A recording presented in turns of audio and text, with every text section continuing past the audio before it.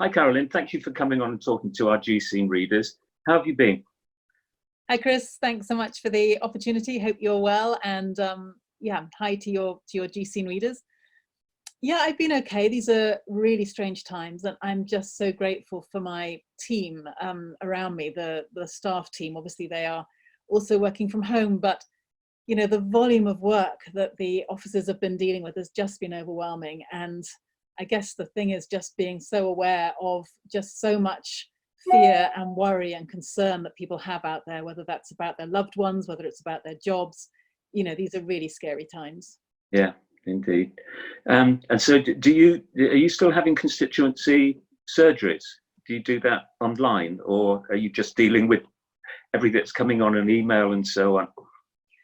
We're doing phone calls for surgeries, and so that's happening. But mostly, actually, to be honest, we're dealing with emails, because most people are contacting us in that way, and raising real concerns. For example, one of the biggest issues has been about the government's program for self-employed people, and you'll know our city is so dependent on a really vibrant self-employed sector, and there are lots of holes in that piece of legislation in terms of the people that don't quite meet the criteria. So there's been a lot of work around that, a lot of work with trying to talk to ministers. Actually, to be fair, ministers have made themselves available to be lobbied, and there's been an awful lot of lobbying around things like ensuring that the banks actually start getting the money out to those people that need it. Lots of work around concerns around personal protective equipment and not having enough of it. So there have been lots of Zoom calls. I think everyone is now zoomed out, understanding, but lots of Zoom calls with the council, with the police. I was just speaking with Southeast Ambulance just earlier today. I was going to ask what are the things that are coming up in your postbox, and I think you've answered most of that. Those are the main issues you're dealing with. Of course, all the underlying stuff that is happening in people's lives that is not related to COVID-19 are happening as well. And people are being frustrated being able to get answers about those kind of things, whether it's in the health service or social services. But it's not easy for anybody, is it? And it's not easy for those people. When Parliament reconvenes, there's talk of having it as a virtual Parliament, like doing this kind of thing, but with all 600 of you on a grid on the screen. Do you know, is that going to happen? Is that something you're looking forward to?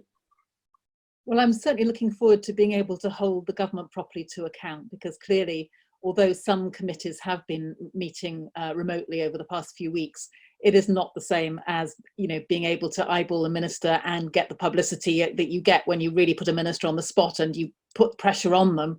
And that means that that collective focus on those issues is something that can bring about change much more effectively. So I really want Parliament to get back to being able to do that. There's a lot of discussions going on about how we might do that virtually, because it looks increasingly unlikely, I think, that Parliament will actually be able to sit on the 22nd of April, which is when we are supposed to be going back physically to Westminster. And so I know that there are plans afoot for how, for example, remote voting might work. I've been a longer proponent for electronic voting, and so maybe this will actually now finally come in. The issue of whether or not we can get 600 people on a grid, I asked that actually yesterday with a call I had to the clerks working on this in Parliament, and they were saying that at the minute they thought probably 100 was the limit in terms of how many MPs could join a debate virtually. Now that's obviously a real problem, and so I'm really hoping that over the next few days and weeks, as much focus as possible can happen among those people in the technology communities to help us have the tools that we need to hold government to account, because no one's in this for opposition's sake, but nonetheless there are mistakes being made and there are issues that need to be raised, and that is MP's role. And although we're having daily phone calls with ministers and so forth, it isn't the same as being able to properly hold them to account. Yeah. And do you think if that does come off and they get those things, do you think then there might be more of that in the future? Because if you can have debates with you all sitting in your constituencies and not having to travel backwards and forwards and so on, that's good for the environment apart from anything else, presumably. I mean, I think there are aspects of this that could well continue onwards. I mean, as I mentioned earlier, I'm passionate about shifting to electronic voting. It is ridiculous that in our parliament, it takes, basically 20 minutes to do a vote. And so if you had 6 votes, it would take you an hour and a half, whereas with electronic voting, it would take you a minute and a half. So it is, vastly cumbersome and slow. I think it is important to have people when we can in Parliament, generally speaking, being able to stand up in the normal way and hold government to account. But certainly I think what this is showing is that it is more possible to be more innovative, and one could certainly imagine, for example, when MPs are on maternity leave, for example, that they haven't been able to join a committee remotely, or indeed Parliament generally, or if someone does have a reason that they can't be there, and that will happen if you've got ill children or elderly relatives that you need to be with. So I think it will certainly open up Parliament to being more inclusive into the future, and hopefully being able to include people at all times rather than when they can physically get to Parliament. So I think, and I hope, that there will be innovations that we are being forced to look at now that will be carried on into the future. Great. New leadership in the Labour Party, opportunities, challenges? Well, first of all, I think it's just so important that we do now have an operating opposition again, because obviously the leadership debate within the Labour Party took an awfully long time. We've had months really with Jeremy Corbyn as only a caretaker leader. And I think that's been very apparent in the sense that we haven't really had a loud opposition voice, and we need that. Even if it's being constructive, we still need that. So I welcome the fact that that process is now finished, and I look forward to working with Keir Starmer. I think there are many things that we can work together on. One of my passions is around this idea of a so-called Green New Deal. In other words, a real investment in the green sectors of our economy to create jobs, to shift us onto a less carbon intensive path, to repurpose the economy so that it addresses both inequality and the climate crisis. So I look forward to working with him on that, and I hope he will live up to what he said in his leadership discussions about being in favour of some kind of electoral reform, because it really worries me that we have a system that really shuts out a lot of people's voices a lot of the time because we don't have a fair voting system. So I very much hope we can work together on that as well. Great. And just one last thing. Will we go back to business as usual in the world after this, or are there things that can never be the same and shouldn't be the same? Are there lessons to be learnt, not with the handling of the crisis, but of what went before and what might come after? I think it's absolutely vital that we don't return to business as usual, because I think for the vast majority of people, business as usual wasn't really working in any case. We have vast and grotesque levels of inequality in this country. We have an NHS that has been shown to be literally on the edge in terms of the resources that it has and its capacity to deal with emergencies and the kinds of crises that we're seeing now.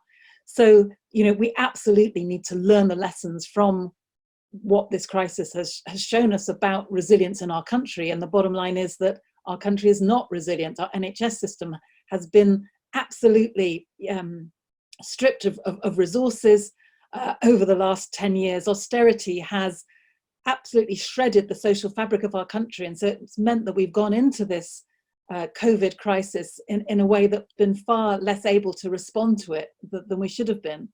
I think we've just seen, just how desperate people are, and how it hasn't taken very much to push them into a really, really intolerable situation. So I hope going forward that we will first of all learn that we need to invest in our public services, and we can see that the money is there when government wants to use it. They managed to write off £13 billion of NHS debt, in a twinkling of an eye when it suddenly was important to do so. So we need to absolutely hammer home the idea that austerity was always a political choice. And we must not go back to thinking that austerity is a way out of the recession or even depression that we might well face as we come out of this crisis. I hope that we will remember that the people that we've valued most during this crisis are the ones who've traditionally been, low skilled, not valued, not valued either, you know, in terms of the government's approach to them, or when it even comes to their pay and conditions and so forth. So I hope very much that we will learn the lessons that, you know, hospital porters and our NHS in general, and our care workers and our supermarket stackers are people that hugely matter and have kept our society going. So, you know, it's great to see government ministers out clapping our NHS staff, but they need to start paying them properly and valuing them properly.